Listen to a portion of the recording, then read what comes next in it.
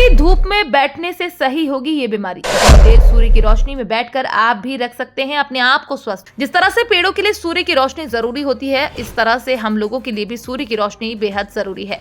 ऐसा इसलिए क्योंकि इसमें मौजूद विटामिन हमारे शरीर को स्वस्थ रखते हैं और हमें बीमार होने से बचाता है। आज हम सूर्य की रोशनी से जुड़े कुछ प्रश्नों के उत्तर एक एक कर तलाशेंगे, जैसे हम लोग धूप में कब तक बैठ सकते हैं, कितनी देर तक बैठें, इससे क्या लाभ होता है और कितने नुकसान होते हैं, किन लोगों को धूप से बचना चाहिए, सूरज से हमको कौन सी विटामिन मिला करती है, ये धूप हमारे लिए कितनी जरूरी है, इत्यादि। जानकारी के अनुसार सूर्य की रोशनी से मिलने वाला विटामिन डी हमारे शरीर के लिए बेहद जरूरी है।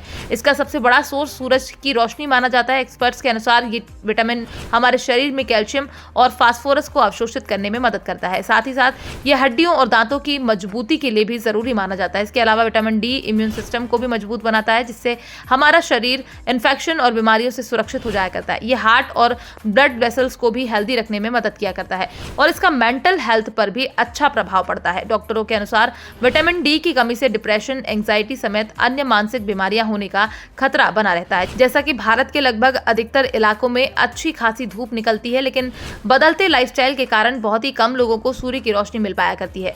इन्हीं सब के बीच में लोगों के मन में ये प्रश्न होता है कि हमको किस समय सूर्य की रोशनी लेनी चाहिए ताकि हमको सही मात्रा में विटामिन डी मिल पाए। तो इसको लेकर एक्सपर्ट सलाह देते हैं कि सुबह 10 बजे से 12 बजे के बीच का समय सबसे सही है। इस समय सूर्य की अल्ट्रावायलेट बी किरणें स्किन पर सीधी पड़ती हैं, जिससे विटामिन डी मिला करती है। हालांकि इस बीच ये भी ध्यान रखना बेहद जरूरी है कि बहुत अधिक समय तक धूप में रहने से स्किन जल सकती है या नुकसान पहुंच सकता है। इसलिए धूप में रहते समय सावधानी बरतना भी बेहद आवश्यक है। माना जाता है कि नियमित रूप से सही समय पर धूप में 15 से 30 मिनट का समय बिताने से हम विटामिन डी की कमी को पूरा कर सकते हैं। जैसा कि आम धारणा है कि सुबह 7 बजे सूरज की रोशनी से ज्यादा अच्छे से विटामिन डी लिया जा सकता है, लेकिन इसको लेकर विशेषज्ञों की माने तो ये धारणा गलत है। इसके पीछे का कारण सूर्य का पृथ्वी के साथ बनने वाला कोण है। सुबह के समय विशेष रूप से 7 बजे सूर्य की किरणों का कोण धरती की तरफ बहुत कम होता है।